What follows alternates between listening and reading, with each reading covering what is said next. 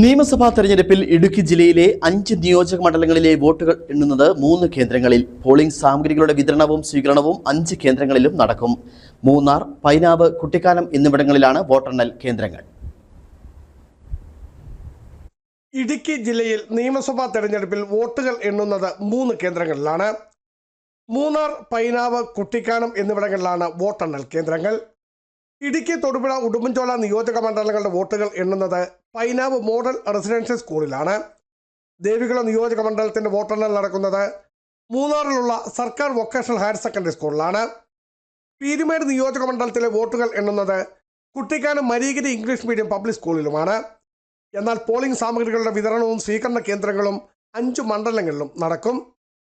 ദേവികുളം നിയോജക മണ്ഡലത്തിൽ മൂന്നാർ സർക്കാർ വൊക്കേഷണൽ ഹയർ സെക്കൻഡറി സ്കൂളിലും, ഉടുമ്പൻചോല നിയോജക മണ്ഡലത്തിൽ saint Sebastian's higher secondary school നെടുങ്കണ്ടത്തും, തൊടുപുഴ നിയോജക മണ്ഡലത്തിലേത് ന്യൂമാൻ കോളേജ് തൊടുപുഴയിലും, ഇടുക്കി നിയോജക മണ്ഡലത്തിലേത് MRS പൈനാവിലും, പീരുമേട് നിയോജക മണ്ഡലത്തിലുള്ളത് മരീഗിരി ഇംഗ്ലീഷ് പബ്ലിക് സ്കൂൾ കുട്ടിക്കാനത്തുമാണ് നടക്കുന്നത്. ഇതിനാവശ്യമായ എല്ലാ മുന്നൊരുക്കങ്ങളും പൂർത്തിയായി വരികയുമാണ്. Biju Vaishan Parambil, Idukki vision news, Idukki.